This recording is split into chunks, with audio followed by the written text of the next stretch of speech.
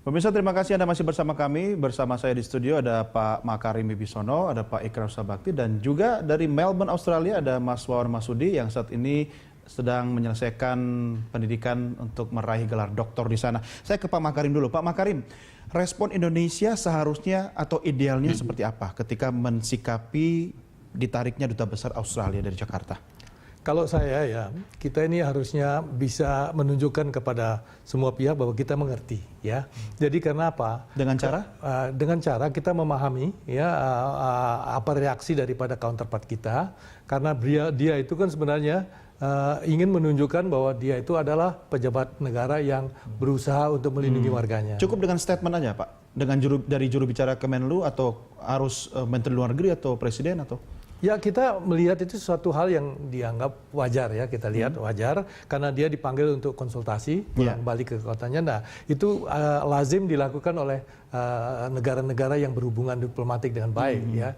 Jadi itu merupakan suatu hal yang wajar. Kedua, yang kita perlu perhatikan juga, kita ini di dalam berhubungan atau bergaul dengan bangsa-bangsa lain di dunia internasional ini hendaknya juga bisa mengerti apa yang menjadi perasaan, apa yang menjadi concern daripada counterpart kita, ya. Jadi kita hendaknya berusaha mencari agar supaya formula nanti penyelesaian itu, ya, kita itu bisa yang namanya mutually beneficial, ya, yang bermanfaat buat semua pihak, ya. Nah, jadi kita hendaknya jangan sampai kita melihat situasi yang serius ini secara berlebihan, karena hidup kita ini kan tidak hanya yang berkaitan dengan hukuman mati ini. Kita juga masih ada hubungan dengan hal-hal yang menyangkut masalah-masalah lain, ya. Kehidupan ini adalah kehidupan yang menyangkut bermacam-macam segi. Ya, artinya tidak harus melebar sampai masuk ke kerjasama bilateral lain, kan bisa mengganggu kerjasama lain, kan? Persis. Ini cukup di ranah politik saja. Saya rasa hanya perang testimoni saja menurut Anda, Pak? Saya rasa ini kan adalah masalah kasus hukum, ya. Nah, ada seorang yang melanggar hukum. Nah, ini dilaksanakan KUHP itu di jalur hukum ini, ya. Nah, ini merupakan suatu hal yang lazim dilakukan oleh negara-negara lain. Nah, oleh karena itu, maka kita juga melihat konsekuensi orang yang kehilangan jiwanya tentu menimbulkan perasaan, ya. Saya sendiri bisa memahami kalau ada yang namanya perasaan sedih, ya, dengan adanya kejahatan. Tetapi juga kita harus lihat, ya, bahwa perasaan ini tidak merupakan sesuatu yang mendominasi semua sikap kita, ya, karena kita juga harus concern mengenai bagaimana hubungan kita dengan yang lain, bagaimana masa depan Indonesia, karena Tiongkok yang dulu menjadi peradaban yang kuat itu jatuh karena perang candu. Masih ingat dulu kan? Iya, betul. Ya, itu karena jalan perang candu, ya. Makanya jadi candunya dikirim kemana-mana, Pak. Nah, oleh karena itu kita harus juga waspada. Saya kembali ke Mas Wawan dulu. Mas Wawan, apakah sebenarnya dengan dieksekusinya duo Balinan ini bisa membawa pesan, message-nya adalah orang Australia juga tahu bahwa Indonesia tegas, keras, dan tidak bisa diganggu-gugat terkait hukuman mati bagi mereka yang terlibat kasus narkoba. Ada nggak pesan itu sampai ke masyarakatnya? Saya kira ada alam berpikir yang agak berbeda, ya, Mas, dalam publik Australia. Mengapa? Karena orang Australia ini kan secara umum, secara filosofis kan mereka percaya selalu ada second chance, selalu ada kesempatan kedua, bahkan kesempatan ketiga, bahkan kesempatan keempat. Itu kan yang di dalam bidang pendidikan Australia selalu ditanamkan kepada anak-anak sejak kecil. Artinya kesalahan seperti apapun itu masih memiliki ruang untuk melakukan perbaikan. Nah, oleh karena itulah message itu sampai, tetapi message yang sampai bisa jadi menjadi sangat negatif, apalagi dibantu oleh cara media massa memframing di Australia bahwa ini tindakan yang bersifat barbari kayak gitu. Meskipun dalam konteks kepentingan Indonesia jelas ini merupakan bagian dari upaya penyelamatan bangsa secara umum. Ya, nah, kalau Mas Wawan, Anda sendiri bagaimana sikap pribadi Anda? Anda bangga atau ikut-ikutan orang Australia yang mengutuk aksi eksekusi itu? Oh, ini bukan persoalan ikut-ikutan atau tidak ikut-ikutan, ya, Mas, ya. Tapi persoalan apa namanya? Nggak berani jawab karena masih di Melbourne, ya. Bukan.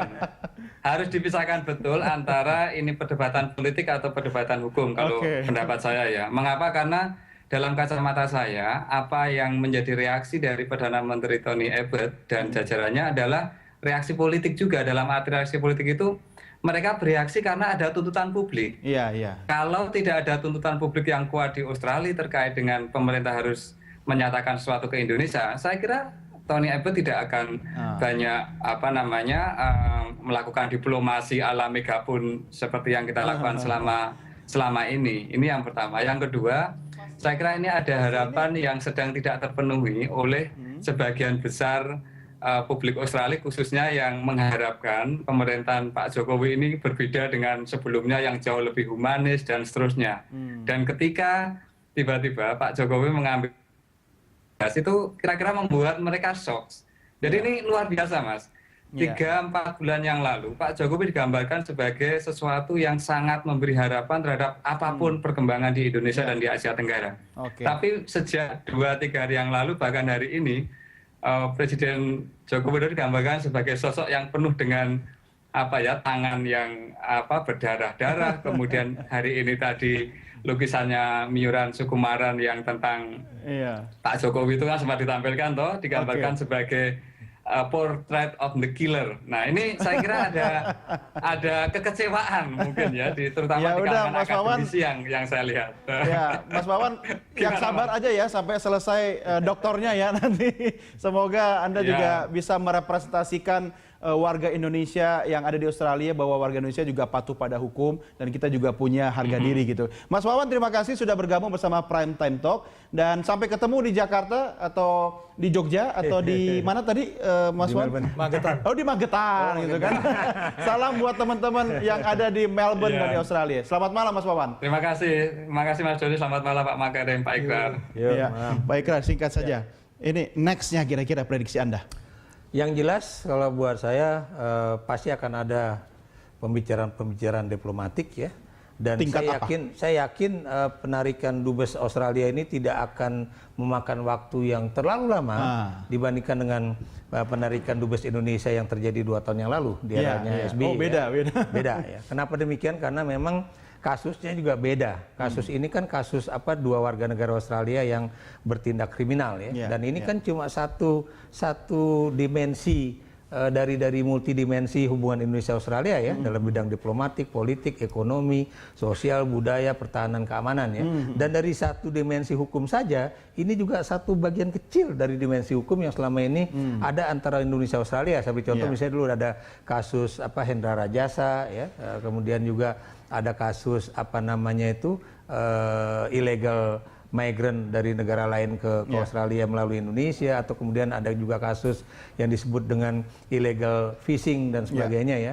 Itu. Tapi lagi-lagi ini karena ini juga adalah suatu kasus kriminal, dan saya yakin ini tidak akan terlalu lama untuk kemudian bisa diselesaikan, dan saya yakin juga Australia tidak akan menghentikan misalnya dialog-dialog pada tingkatan menteri ataupun pada tingkatan kepala pemerintahan dengan Indonesia. Dan kita juga tidak perlu takut dengan pemotongan bantuan ekonomi Australia ke Indonesia. Kenapa demikian? Karena kan bantuan ekonomi Australia ke Indonesia itu juga membantu orang Australia sendiri. Karena dia akan mempekerjakan orang-orang Australia sendiri. Saya beri contoh misalnya ketika Tony Abbott terpilih menjadi Perdana Menteri dan kemudian dia menghapuskan AusAid, itu yang kena adalah orang-orang yang bekerja di AusAid, yang tidak semuanya bisa masuk ke dalam Departemen Foreign Affairs and Trade Australia.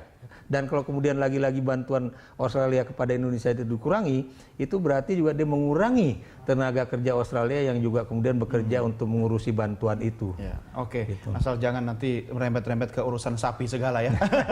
Pak Ikrar, dia juga akan rugi kalau sapi. Oh iya, kita bisa nyari sapi dari tempat lain. New Zealand pasti akan memberikan sapinya dengan kualitas kemarin posisi yang sama. Pak Jokowi di 60 tahun KA sudah diapit sama Perdana Menteri Jepang sama Presiden Tiongkok kan. Itu kan gesture juga gitu kan. Oke. Pak Ikrar, terima kasih bersama kami. Pak Makarim, terima kasih. Sampai ketemu lagi.